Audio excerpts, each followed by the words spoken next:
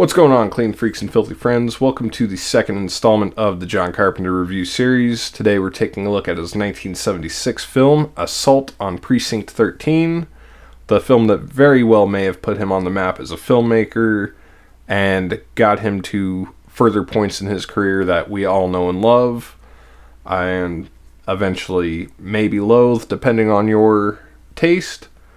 But again, we are looking at Assault on Precinct 13. This film stars Austin Stoker, Darwin Jostin, Laurie Zimmer, Martin West, Tony Burton, Charles Cyphers, and Nancy Loomis. A few of those names you guys will see coming up in later films by Carpenter.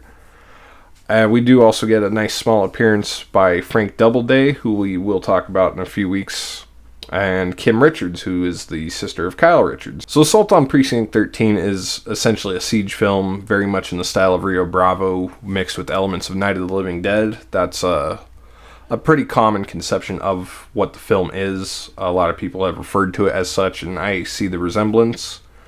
But what we got going on here is a street gang are after this man who killed one of their own, and they're also really pissed at the police for some of their own guys being killed.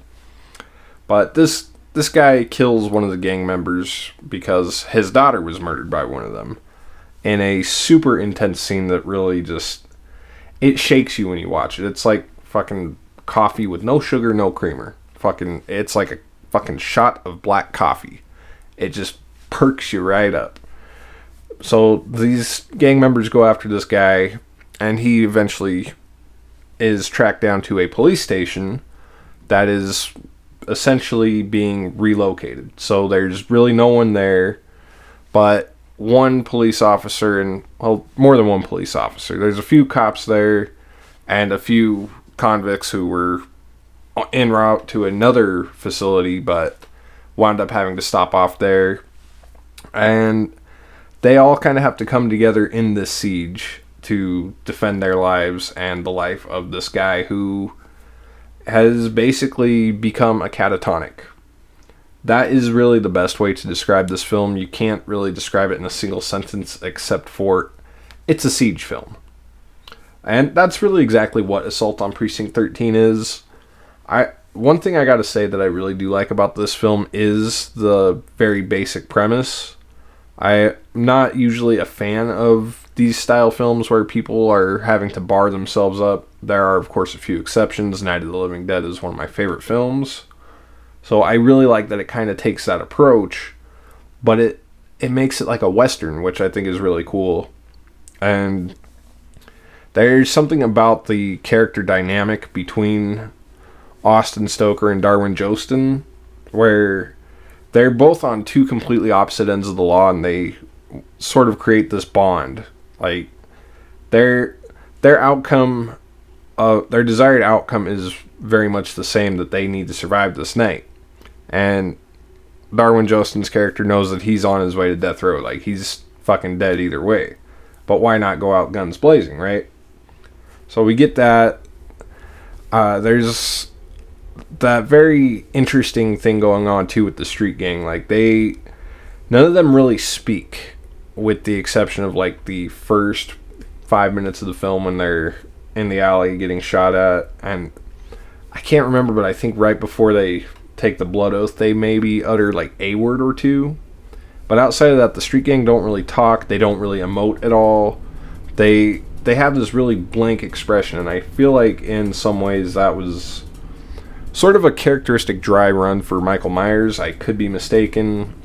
Maybe that's just me being a Halloween fanboy.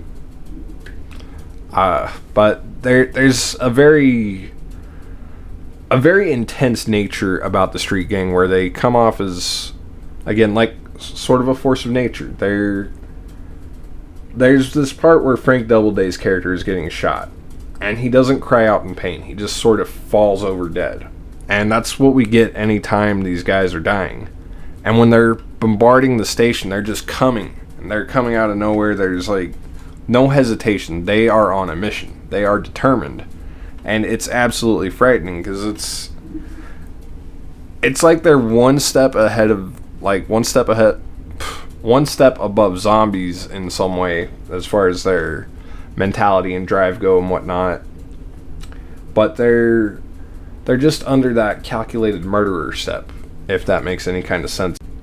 And there's just something about them too that really just makes them intimidating. Like they're not like a single ethnic based street gang like we often see in the real world. They're a very mixed, very diversified. So there's almost no there's with that diversity a sense of unity that is empowering but terrifying at the same time. It's really hard to kind of express how I feel about Street Thunder. I think their name is ridiculously stupid. Like I think the gangs and the Warriors have better names than them, honestly, but they very much kind of remind me of something that you would get in the Warriors, which is kind of funny. But they're just absolutely horrifying as an antagonist. And again, back to the character dynamic of the police and the convicts, they have to work together to save their own lives. And Darwin Jostin's character of Napoleon is just fucking... He's a badass. Like, he knows he's on his way out. And I love the main thing he really wants, the only thing he wants is a fucking cigarette, man. And I do like that there's also a sort of sexual tension between him and Lori Zimmer. Like, she's not letting on too much, but, you know, he's wanting to get with her. And not a whole lot comes of that, but you can feel that there is sort of that sexual tension there between the two. You do have also the music I really want to talk about. The main score is, I think, one of John Carpenter's most catchy bits as a composer, with that bum bum bum bum bum, dun dun dun dun dun, dun dun dun dun. Like, I find myself just, I'll be out and about walking around, whatever, fucking walking to the grocery store, walking to the 7-Eleven, whatnot, driving around, whatever. And if I'm not listening to any kind of music, I find myself just kind of humming and going to the Assault on Precinct 13 riff there. There's just something about it. It's, I don't know, it's really driving, again, really catchy, quite simple even. But it's got that nice forward momentum to it, and I think, again, this is where we're starting to get that real Carpenter feel going on. Like, John Carpenter is really starting to become the John Carpenter that we all know and love, both as a composer and a director. I think that the tension in this film, too, is very well handled, and it's almost that classic Carpenter where you get that kind of slow start where you don't know how any of this is going to correlate. Like, you're getting introduced to these characters little by little. You meet the police lieutenant played by Austin Stoker. You meet the inmates. You meet the dad and his little girl. And their stories are just kind of intertwining with the street gang before all of them sort of come together. And from that point, the film really kind of, it's like a bottled up sort of emotion where it just kind of explodes and everything just goes fucking haywire, off the wall. Like, it's just batshit craziness at that point. I think that's something that we sort of get a lot more going forward in John Carpenter's filmography, just the way he's able to use that slow ride and then just fucking hit you with this intensity that's just almost unmatched by any filmmaker, for my money. But there are some things about this film, though, that are a little jarring. Some of the performances I found to be a little off-kilter, just didn't feel like they were too great. Of course, the father, I feel like his performance is, it's sort of a mixed bag for me, because he seems like a semi-concerned dad who just, he's trying to do something right, but there's something about him that I just don't quite understand, and frankly, he's a character that I forget about once he fucking goes catatonic. And I forget what an interesting character he could have been. And I don't know, maybe there's just something about that element that bugs me a little bit. But I feel like once he goes catatonic, he's pretty forgettable. Lori Zimmer, I like her performance, but I don't know, there's sometimes where it just feels so cold and like she's not even trying, but I know that's probably just her character. She's just a sort of disconnected from a lot of things kind of gal. She doesn't seem like she's all that interested in anything really. I don't know, she's just kind of got an interesting outlook. I just always found there was something a little off about her performance, but it wasn't bad. Maybe she's just kind of in a sort of state of shock due to the whole siege going on. And Nancy Loomis is fun, but I don't know, I didn't really care for Nancy Loomis's character in this film at all. But the rest of the performances I found pretty good. Tony Burton is great as always. Austin Stoker is fucking great leading man, very much in the style of Dwayne Jones from Night of the Living Dead, where he's just the guy who's taking charge, and they have almost no way to fight back. So the way he leads them, like he's the brilliant genius of this fucking film for sure. And Charles Cyphers also. It was a fucking joy to watch Charles Cyphers, but the performances and acting overall were kind of a mixed bag for me. The action scenes were pretty great.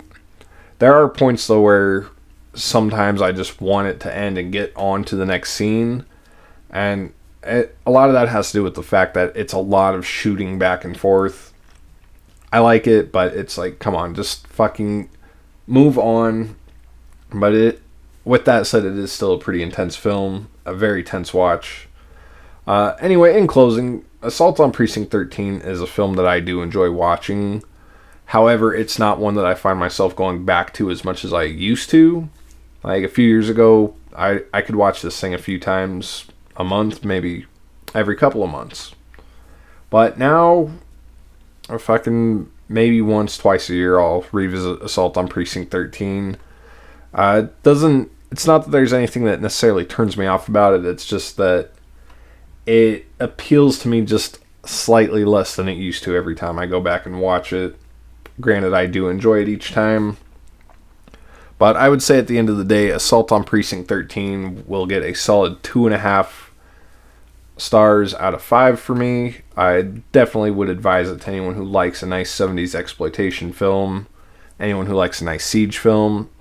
Definitely give Assault on Precinct 13 a nice shake. Anyway, thank you all for watching. Please be sure to like and share this video. Hit that subscribe button if you have not already. Be sure to tune in for the Halloween Revisited review coming on Halloween night. And be sure to not miss my Halloween Kills review, which will be maybe before or after that. I don't know yet. And Halloween re-ranking, of course. There's a few things I got to do to get that out of the system. And be sure to just follow the rest of this awesome John Carpenter review series, guys. This is something that I'm really putting my heart and soul into. There's not going to be as much heavy editing as I normally would do because I figure the best way to honor John Carpenter films would be to use the minimalistic approach that he is known for. And I don't know, there's some things about editing that just pisses me off, guys. There's also going to be, again, some of the stuff that I'm trying to catch up on that you're not going to want to miss. So be sure to check all that out. Again, hit that like button, subscribe if you haven't already. Share this with your friends, share it with your enemies, and stay filthy.